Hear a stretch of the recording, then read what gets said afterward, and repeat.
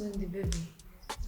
Kono wende udaheruka ko nyine kuba waruhutse wabwira buri gihe nguranane. Wazahise tukazajya kuruhuka nyine ukajya Gisenyi. Ibintu byawe byose buri munsi ugomba ushaka gusohoka kwinywera niyo gahunda wumva ufite yonyine. Ako baby ubuzima ni buto.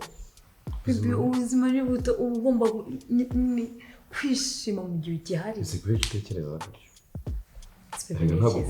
ubuzima kuba ari buto ntabwo bisobanura spending amafaranga buri gihe ku Gisenyi buri gihe mu mazi. Icyo bintu ntabwo njye mbikundura bize. Ase baby reka nkubaze. Uzwi ibyishimo. Nawe kubera icyo mugomba. Nawe kubera icyo inyamaswa. Kuki wankorera ibintu nk'ibi koko? Byagenze bite? Nawe uri umugome. Uri umugome. Wabaye iki? Ngira. Byagenze bite kabone byose byambaye wari wabigambiriye wari ubizi. No. Nawe uri injyanye. Uri umugome. Ako anibetse gatoya. Listen. No listen. Ceceka wanyamaswa. Nisi byagenze bite yagukoze iki? Nawe kubera iki wankorera? Niki kintu nagukoreye kibi ku buryo wankorera ibintu? Ako ari ntabwo wasabye amafaranga.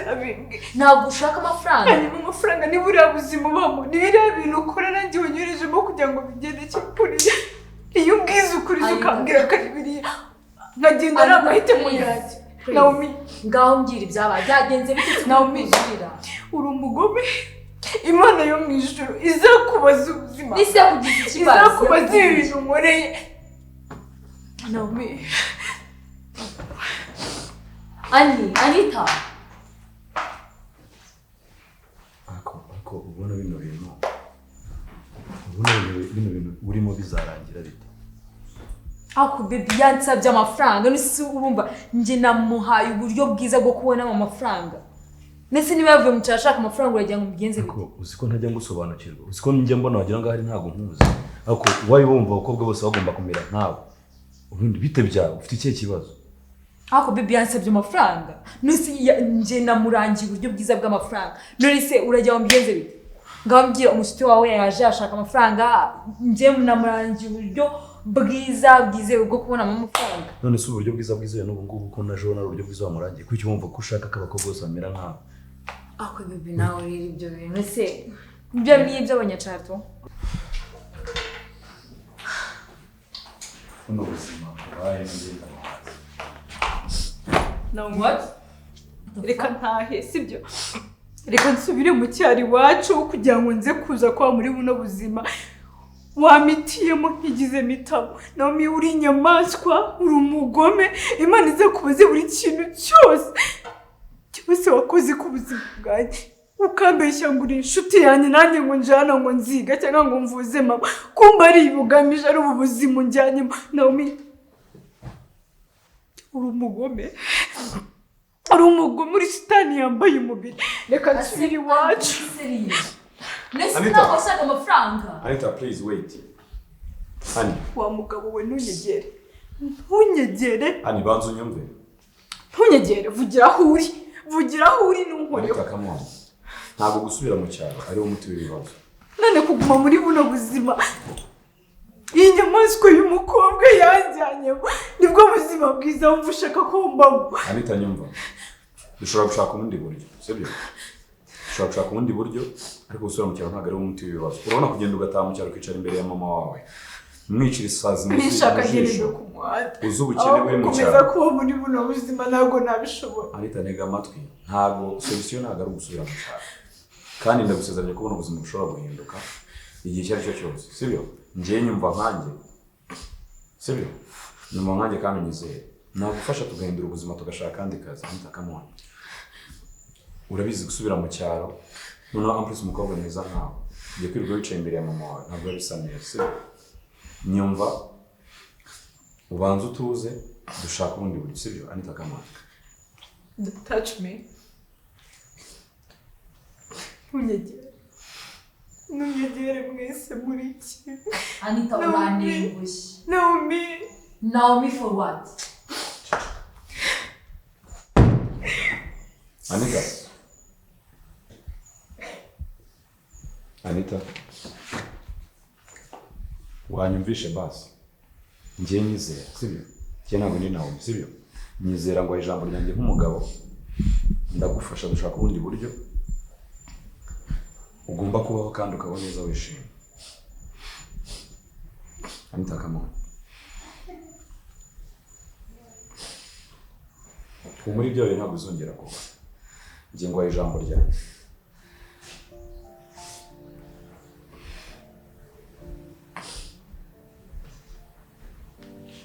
Anita, Promise me. I promise you. Kandi ntabwo ngenzi ugera mugambanira. Anita, please. Anita, tuza, humura. Humura, sibyo? Tuza, ibintu byose biraza kugenda neza, sibyo? Subira mu cyane ntabwo umuti w'ibibazo. Kandi ndagusaba ko ibyabaye uyu munsi ntabwo bizongera kuba, sibyo? Kawungwino.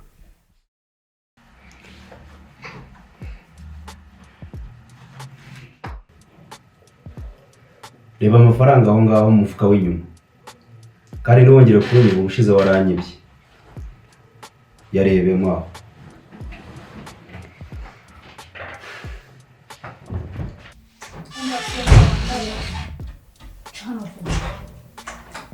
Cyaragira vuba ntabwo nyumva ariko niko tuzanye inda zidafite ubwenge ntabwo wabwiye kiramwanga Akamari. Pasesi Umva mubwire. Pasesi Please. Kamari, umva mubwire. Morgan please mbora ndakwingiye Kamari, uzi kuriya uso yari indaya yanjye. Yes I know ariko please mbora ndakwingiye Uzi ko nta burenganzira ufite bwo kwisura ukuri uko wishakiye.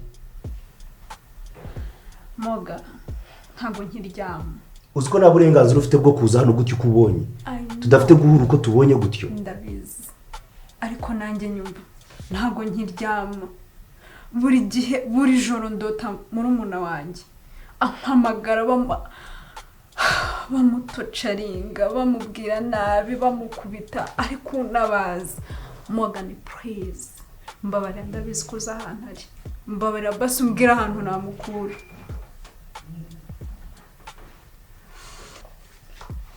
Kamariza,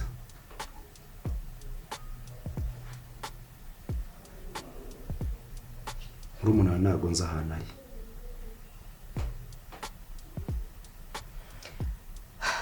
Ase Morgan ndabizi ko uza ahantu murumuna wanjye ari kandi nutabimbwira utabikora mu buryo bwanjye ariko please.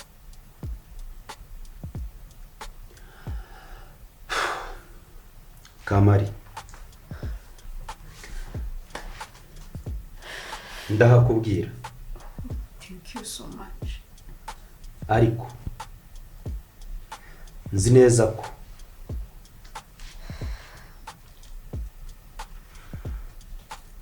ni wowe uri hafi na Gemusi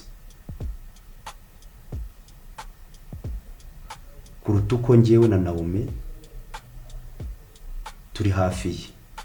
Ubwo icyo nshatse kuvuga uracyumva. Morgan ntacyo ntakora ngo mbone murumuna wanjye. I promise. Ubwo bikore vuba. Thank you. Sawa.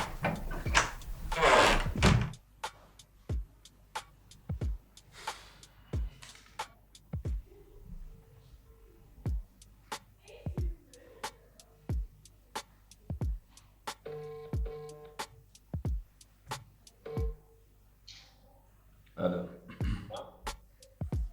Mr. Vie. Ni byiza muhungu wawe. Kuba wagiye ugaceceka no kumbaza amakuru ngo umenye ukuntu akazi bimeze. Cyangwa kumva byoroshye. Ntabwo biba byoroshye akazi kaba kabaye kenshi.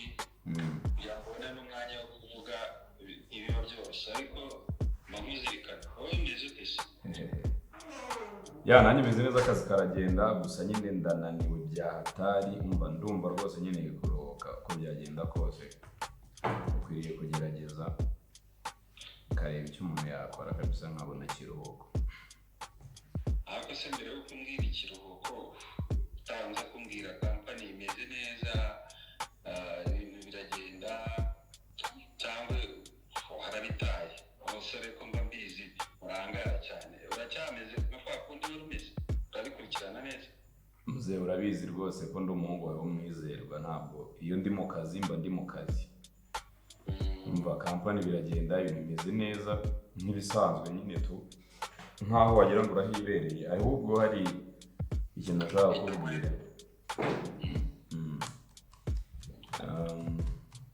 nabonye nyine sekereteri tu wabonye sekereteri nabonye sekereteri nyine narebye ukuntu akazi kari kugenda ndeba ukuntu udahari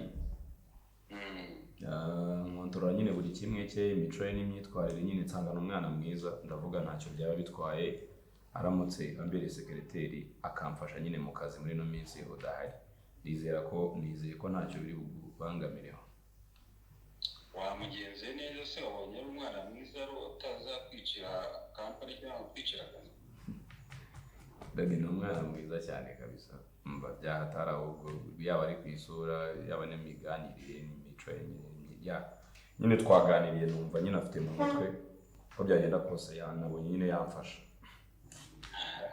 cyane cyane wowe wakunze ugiye kumumukaza urabizi ko bitaba byoroshye ariko nta n'icyo atwaye umuntu yanamukunda gusa nyine ntabwo ari ibyo bijyanye n'urukundo yani ibijyanye n'akazi just nta kibazo wenda kwizera uzi ko ukora akazi neza urengera rwose washishoje wabonye ko bikwiriye kandi wabonye ko nawe yashobora akazi ibyo nta kibazo ngiye mu buryo unyizereramo binahita bimpa nyine kuraje zo gukora numva nta kibazo mfite nibyo ntacyo bitwaye by'ikiruhuko wambwiraga numva ihangane hasigaye igihe gito nkaza hanyuma ukazaruhuka naje nanjye nkaba mpari yego nkaba gusimbuyeho gatoshya ariko waba wihanganye ndabizi ko unaniwe wakoze akazi kenshi iminsi maze ahari wakoze akazi kenshi numva wakihanganaho gatoya mu minsi iminsi mikeya ntazi amukurikirane rwose uze vuba nanjye ngende n'induhure mu bwonko ntekereze hanyuma akazi gakomeze meze neza reka buriya umunaniro nawo nubwo wenda nkiri mutoya ntangana nkawe ariko umunaniro nawo buriya hari ibintu bangamira mu kazi iyo umuntu ataruhuka kiba ari ikibazo ndabizi nanjye nubwo nkuze ariko ndabizi ukuntu umuntu unaniza ugatuma akazi kagakorwa neza ariko ubu ntabwo ari gitoya bangu kugire vuba rero zure rwose sekereteri ndabizi nawe uzamukunda n'umwana mwawe nyine umwana mwiza ni umwana mwiza byataye nizere ko nyine azatuma adufasha kugira ngo kampani itere imbere izamuke tugakomeza kugira neza nizera ko n'ibyo umaze kugira hari byiza kabisa ndadi cyane rwose ibintu byose bimeze neza nk'uko nabikubwiye reka nizere ko ugiye nyine kuza vuba kambe nitwara neza ku bw'icyo kiruhuko nyine to nta kibazo kandi komeze nawe wiyiteho nanze kwirirwa nkubaza byinshi kubera ko mbizi ko uri umuntu mukuru ndabizi aho uri hose ibintu biba bimeze neza meze neza nta kibazo ubwo reka mureke ukora akazi ubwo ibindi tuzabiganiraho naje ndi hafi kuza vuba urakoze cyane wiyiteho muzehe sawa nawe ibihe byiza mu ngwate sawa sawa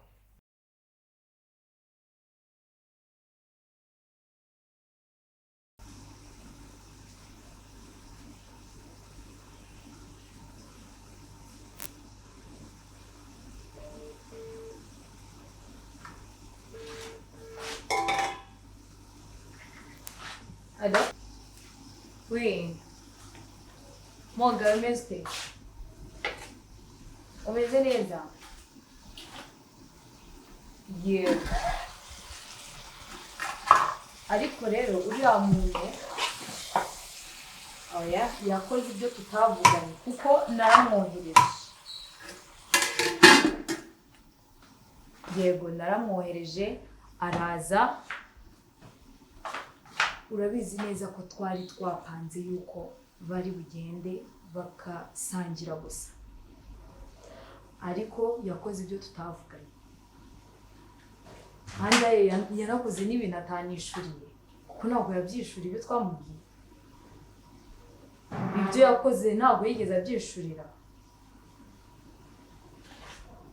ariko uzi ko yari agiye kugenda neza iyo nabona plan B ya Gren yari agiye kandi urumva ko twari kuba duhombye. Icyo ni ikibazo gikomeye cyane. Yari atumye duhombye, Gren yaramwinginze arahaguma,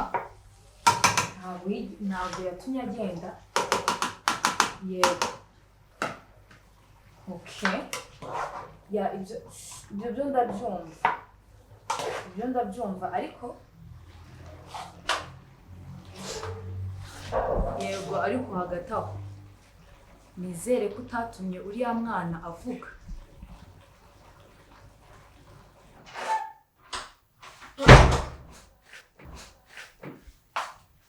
Nawe bite? Nsawa, meze neza? Uri mu biki? Nari ndaramije imbatu.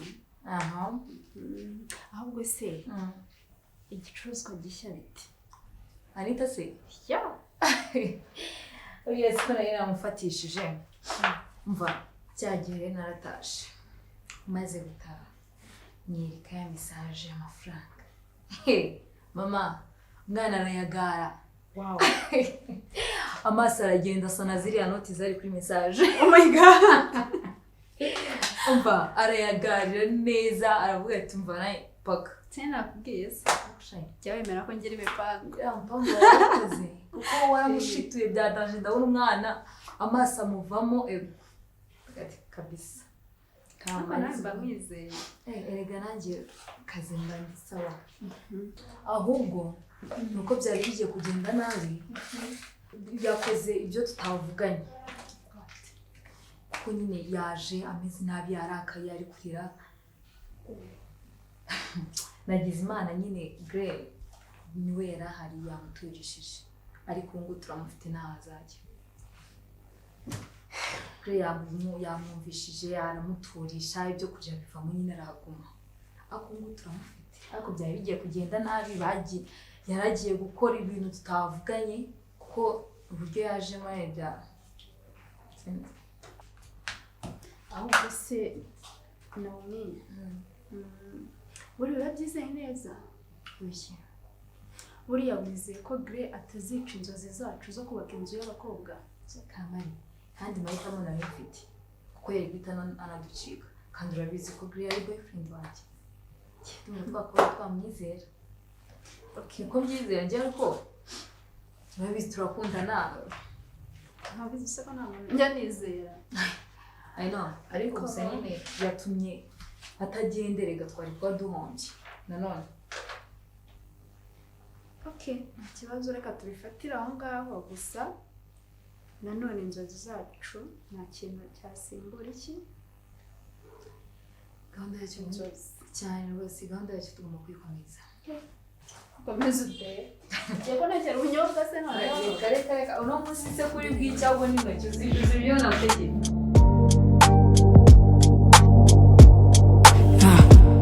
Nta byinshi mfite icyerekezo, nta zina mfite vision. Isi niramenye uwo ndi we, gusa izamenye icyo ndi cyo. Ntibiratangira ariko ndabizi.